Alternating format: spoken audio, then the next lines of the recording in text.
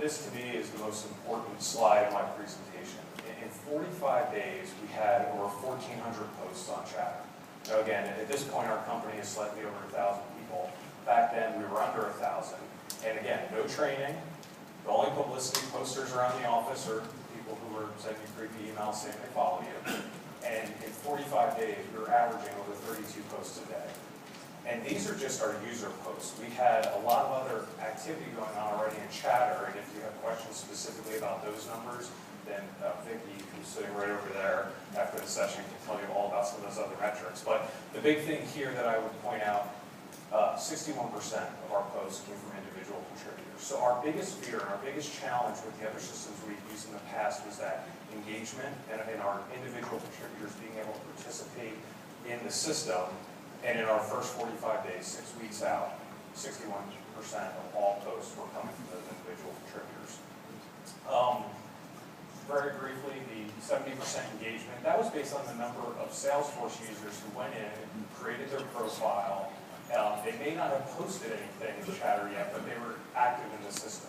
70% in 6 weeks, with no publicity, no training, no rules. Which I would say, you were to ask me what was the reason we had such great success, and it's exactly that. It was organic. People got to use it for what they wanted to do. We didn't put any restrictions on it. And then, as Andy talked about, Dave talked about with Kelly's experience, we started to see this organic growth, people finding ways to use it to support the business.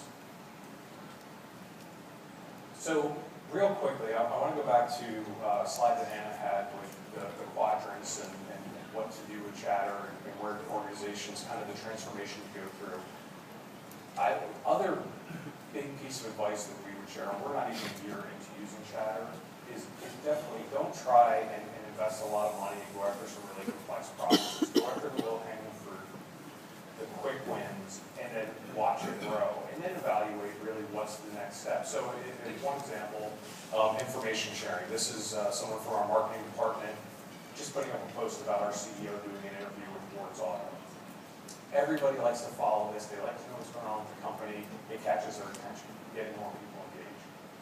Celebrating success. This is probably one of the most common posts that you would see in Chatter in our organization. This is one of our directors congratulating his employees of the month. You can see the number 3 posts after him congratulating those folks. I'm up there as well, actually.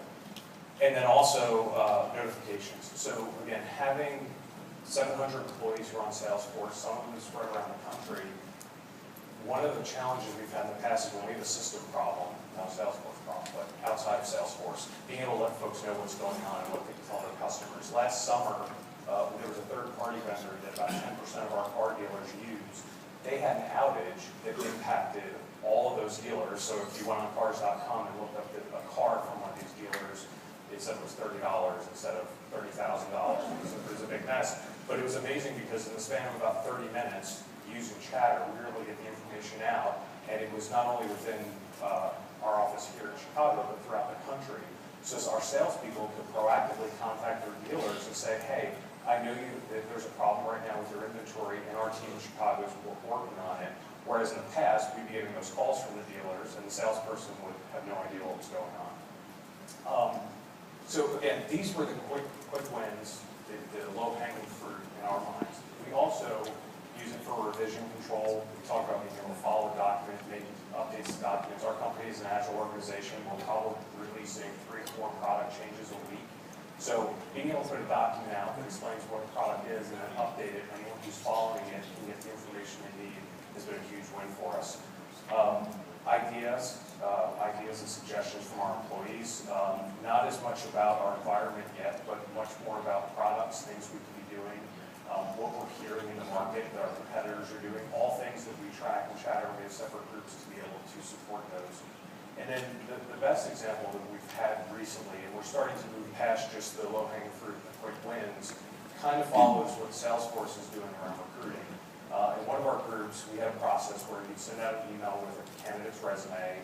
People would screen it, decide if they wanted to interview them, and it would take 3 out of 4 people would have to say yes.